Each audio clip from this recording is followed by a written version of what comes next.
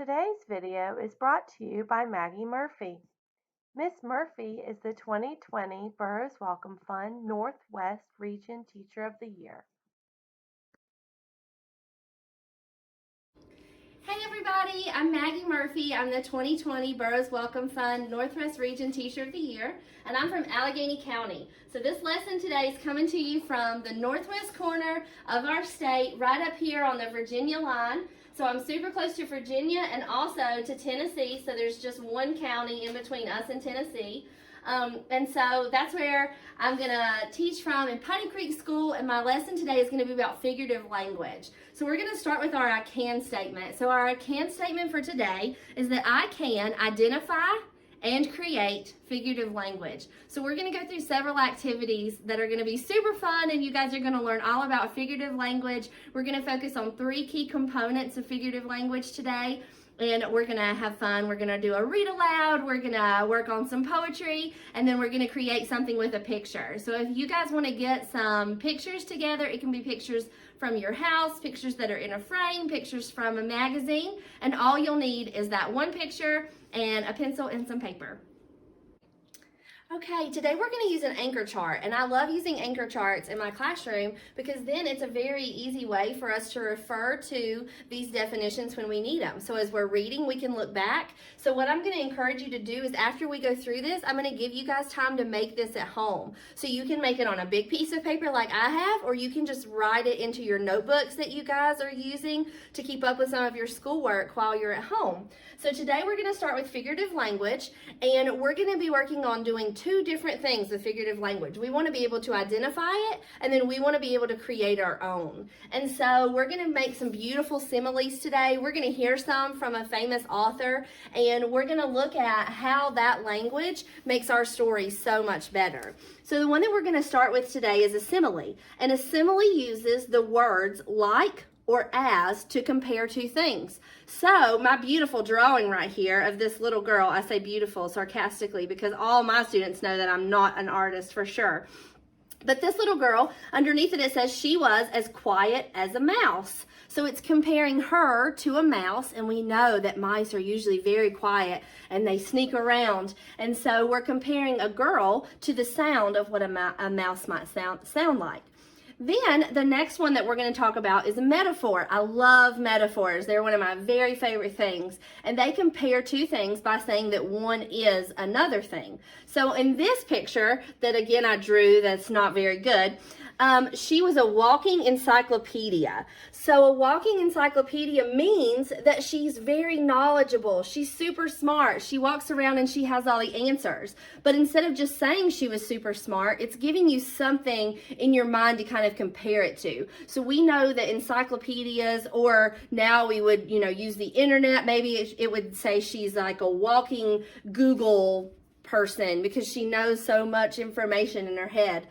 The last one that we're going to talk about today is personification. So personification, again, is one of my favorite things, but it gives human characteristics to objects or things. So in this picture that I'm sure you can draw so much better on your map, on your anchor chart, this one says the angry ocean crashed into the sand. So we know that oceans can't be angry. We know that they can't have human emotions, but this gives us a way to talk about things, sometimes in nature, sometimes things that we are learning about, and it gives us a way to show emotion or evoke emotion. So I know that if the ocean is really rough or there's been a storm, that it may seem angry. It may seem like it's crashing super hard on the sand. And so it gives me a way to articulate that and to say those words in a way that we can picture it in our minds, or in a way that helps us understand exactly how the waves are crashing.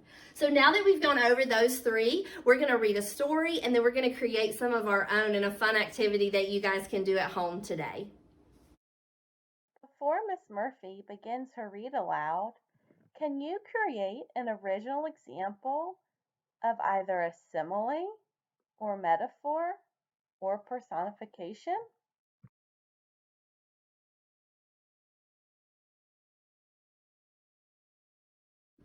Hey everyone! Now that we've gone over our anchor chart, I moved it over here to our reading corner of my classroom.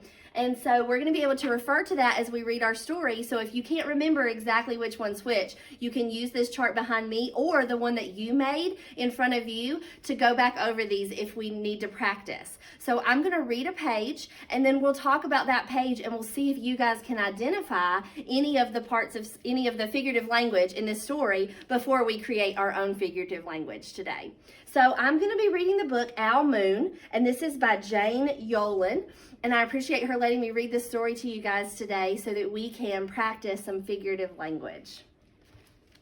So remember, if you hear a comparison using like or as, that one's going to be a simile. If you hear a comparison that does not use like or as, but it says that one thing is something else, that's going to be a metaphor. And in this story, you're going to hear how this author very, very craftfully gives us some human characteristics to things that are not humans in the story. Okay, here we go. It was late one winter night, long past my bedtime, when Pa and I went owling. There was no wind. The trees stood still as giant statues, and the moon was so bright that the sky seemed to shine. Somewhere behind us, a train whistle blew, long and low, like a sad, sad song. So I noticed a couple of things on this page that I want to talk to you about. So let's go back up and let's look. And then on the next page, I'm going to let you guys do this by yourself. It said that the trees stood as still as giant statues. So I bet you can already identify it, but that one's going to be a simile. It's telling us that the trees were standing tall and straight, just like giant statues. So there's also one down here on the bottom of the page that I want to talk about. It says, somewhere behind us a long train whistle blew. It was long and low, like a sad, sad song. And so we see the word like, and we know that we're comparing that whistle to a song, and we know that when it tells us it's a sad song, we can almost hear that whistle in our mind, and we can understand a little bit better what it sounds like. Now on this page as I read, I want you guys to do something for me. I want you, if you hear a simile or a metaphor or personification, I want you to put your finger on your nose. And then when I get done with reading the page, we'll go back over some of those figurative language examples. I could hear it through the woolen cap Pa had pulled down over my ears. A farm dog answered the train, and then a second dog joined in. They sang out, trains and dogs, for a real long time. And when their voices faded away, it was as quiet as a dream. We walked on towards the woods, Pa and I. Okay, so I tried to model that for you and show you the places that we had some figurative language here. Can a dog answer a train? No. So that's giving us an idea of what it sounded like. It sounded like the dog was talking to the train. He was probably barking at it. And then it says that they sang out, the trains and the dogs. So we know that trains can't sing. They don't have lungs. They can't make a beautiful noise voluntarily, but we can probably picture in our minds or hear maybe the sound that the train was making. And then at the bottom it says it was as quiet as a dream.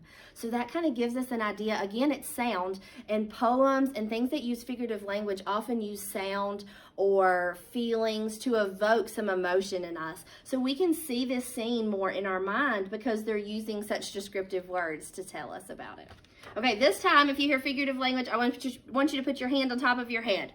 Our feet crunched over the crisp snow, and little gray footprints followed us. Pa made a long shadow, but mine was short and round.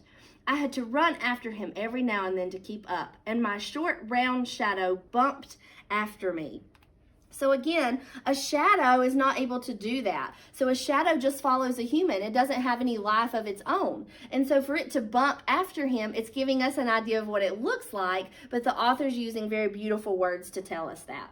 It says, but I never called out. If you go owling, you have to be quiet. That's what Pa always says. I had been waiting to go owling with Pa for a long time.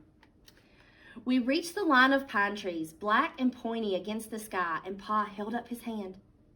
I stopped right there where I was waiting. He looked up as if searching the stars, as if he was reading a map up there.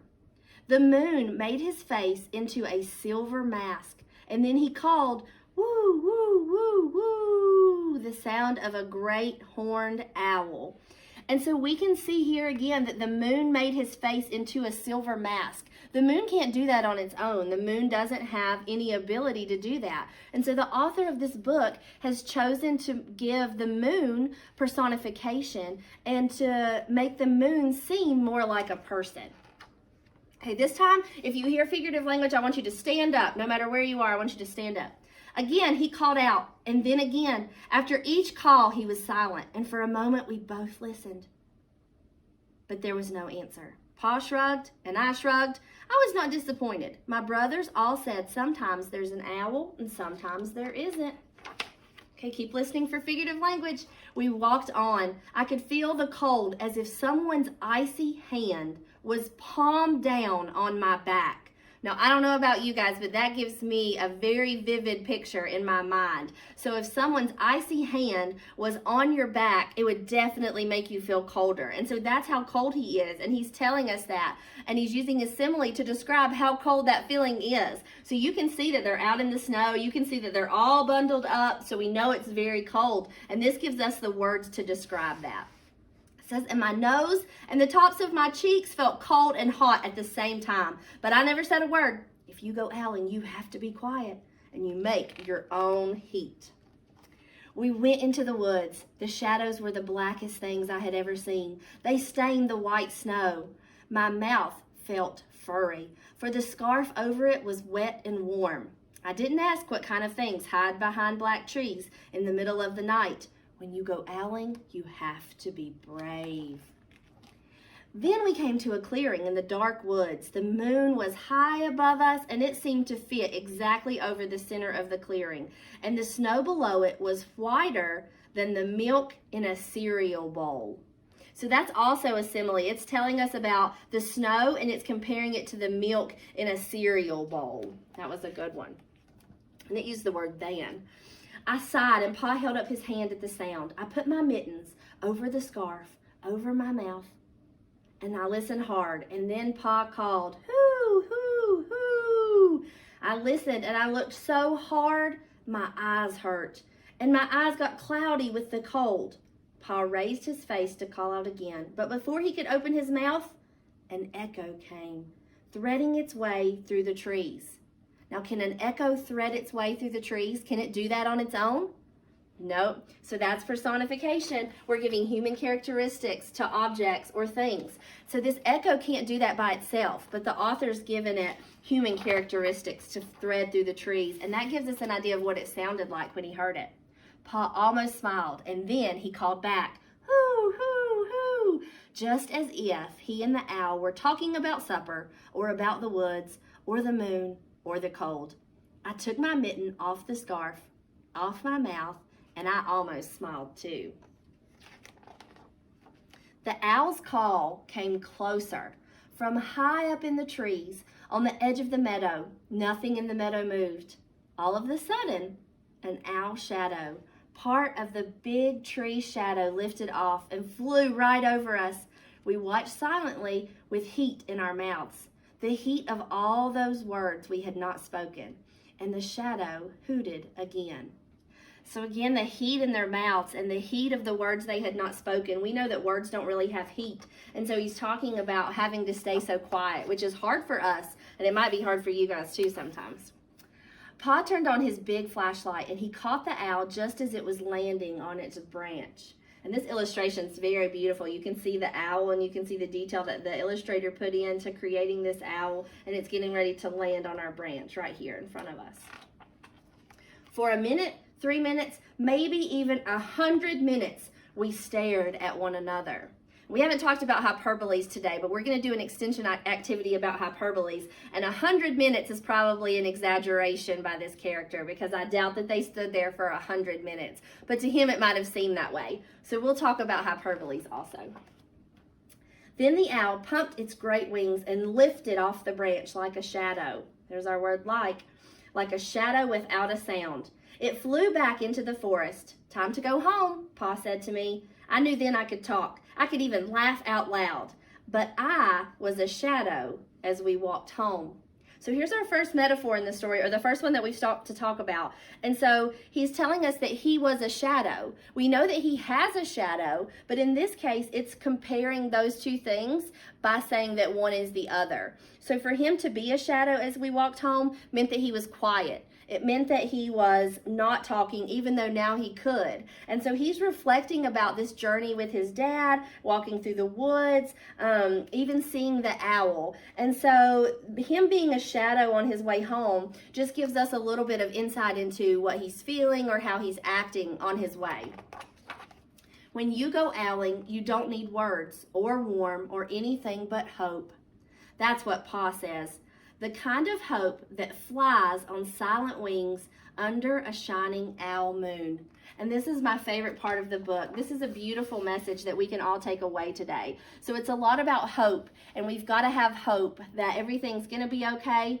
And so when he goes out into nature and he goes on this trip with his father, he says that hope flies on silent wings.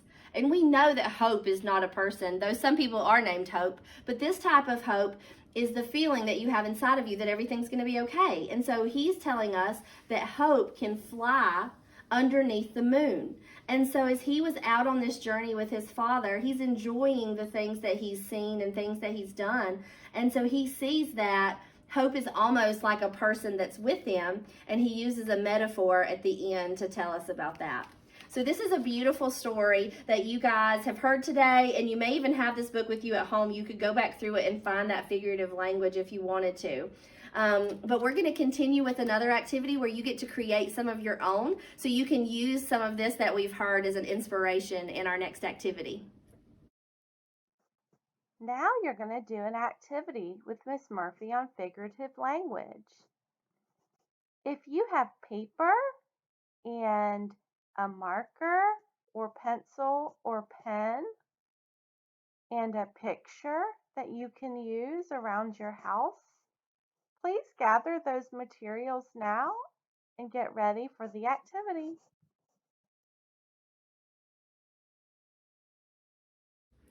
Okay, everybody, this is our last activity that we're going to do today, and we're going to take a picture out of a magazine or off your refrigerator or out of a frame, and we're going to create this kind of 3 different sectioned piece of paper. So you can see that on one side I have simile, and then over here we have metaphor, and down here we have personification. So it just helps you divide it up, but you can use one picture to do all 3 of those things, which is really cool. So I started on this side just talking about how big the elephant is, or how tall it was. So it's as tall as a building. So that gives you an idea, like if we were standing next to it and we looked up, we would be like, whoa, that's really tall. Then you could also just pick a detail if you wanted to, like the ears. So the elephant's ears, maybe if it was windy or if it was moving fast, or you could think of the movie Dumbo. We could say that the elephant's ears flapped like birds' wings. So that's another way to use a simile. Then we can go to a metaphor and talk about how the elephant is something else. So remember when we use metaphors that's when we compare 2 things by saying that one is another. So the elephant is the king of this land. He is probably in charge, maybe one of the biggest animals, so you could relate him to a king. Now that doesn't mean that he's wearing a crown or that he's royalty. It's just giving you an example of how he might be in charge. Personification, we need something that is not human, and we're going to make it seem human or do something that a human could do. So in this case, I took the water and I talked about how it whispered to the elephants as it danced down the stream. So we know that water doesn't have the ability to talk or the ability to dance, but it kind of gives you like a sense of what it sounds like and then what it looks like. And so that's what great figurative language does. It gives you some imagery. It helps you see it. So then I did one with my daughter. This is my daughter when she was really little, and we had just had a snowstorm. And so I was just using this one to show you that you could do it with a picture. If you didn't have a magazine or something that you wanted to cut out, you could take a picture of yourself. You could take a picture of your siblings, of your parents, any kind of picture. And then you could make figurative language with it. So my simile for this was that Nellie Rose was bundled up like an Eskimo. So she had all of these layers on and she was so bundled up. And then I used a metaphor when I told you how she was waddling. So I said she was a penguin waddling around in the snow because she had on so many clothes and the snow was so deep that she had to walk kind of like a penguin. So it was pretty cute. And then on the bottom for personification, I talked about the snow because, of course, Nellie Rose is a human, so I couldn't use her for that part because in personification, we need to use something that we're giving human characteristics to. So I use the snow since it's not living or human, and it says the snow wrapped the land up in a blanket. So we know that snow doesn't have the ability to do that. And so that's how I use that one. You can do this with anything though. And even if you don't have a picture, you can draw a picture. So I'm going to go back over our I can statement and then I'll show you something really quick. So our I can statement was I can identify and create figurative language. So we've identified it when we read. We've identified it through all of the different things that we've done on our activities. And then we've also created some today. So in the back of this picture, you can also divide this page into 3 sections. And you could draw somebody in the middle. You could draw a famous basketball player. You could draw anything that you wanted to. It could be a scene that you see, like you could look up something on your computer and draw it, but all you have to do is label your different parts here for figurative language, and then you can make up your own. So I can't wait to see these when you guys get finished with them, and I hope that you will send them to us. I hope that you will link them underneath the video or email them. I think my email address will be attached on here so you guys could see that. And I hope that you've enjoyed it, and I hope that you've loved figurative language and you see how beautiful language can be and how we can use our words to make such amazing images in our minds. So I hope you guys have had fun today. I sure have had fun being with you, and I can't wait to talk to you again soon. So keep working hard and enjoy your time with your family and your time that you get to be at home, and just enjoy learning new things. Here is your extension activity.